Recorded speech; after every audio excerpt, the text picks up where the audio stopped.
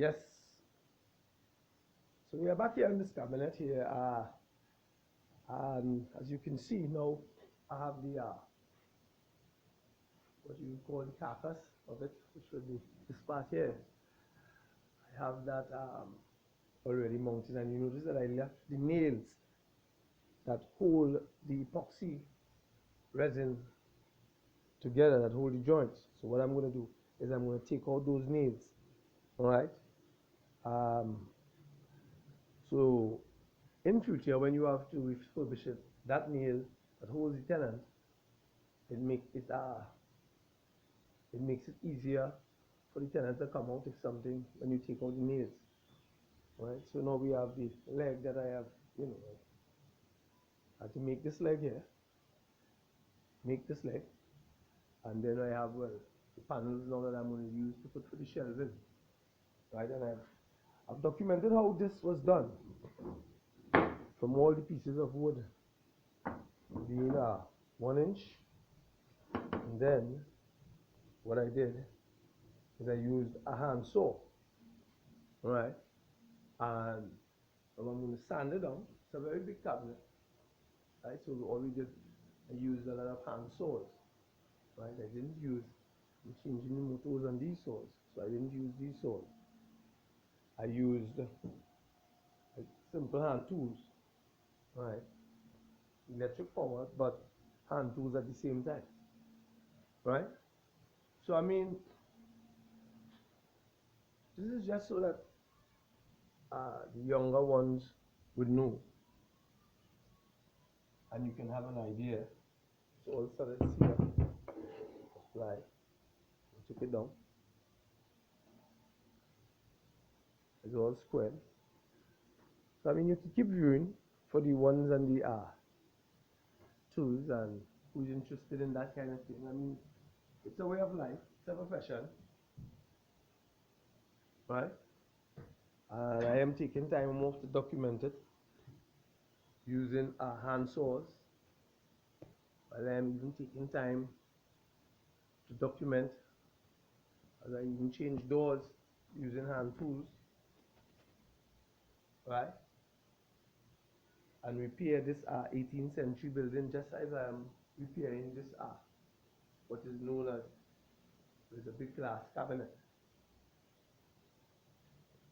All these things, most of these things were built, not some, with hand tools.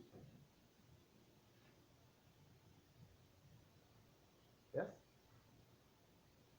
Different saws, planes.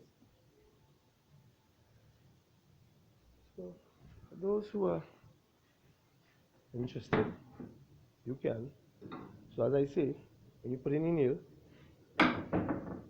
you take it out, right? Once you use nails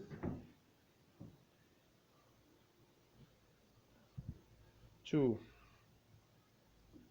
hold the tenant together, you take them out. That's what this profession. So when it is that you have, if you have to, somebody has to restore it, those nails does not break up and tear up the tenant. So I'm going to continue all the way around.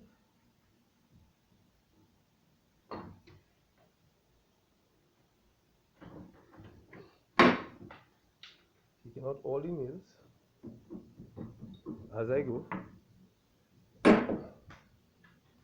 And I'm not going to leave any. So for the young people, cheap furniture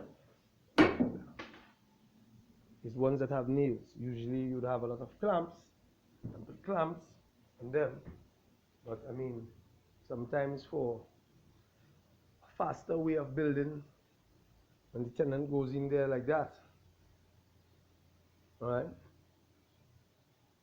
You would it's like how you see the tenant all the way inside there, that piece there.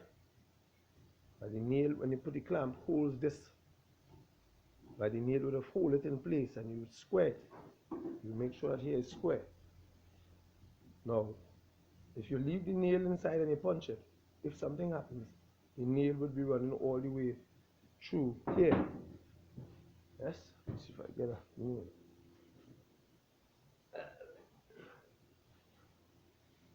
The nail comes like it's running through the piece of right there.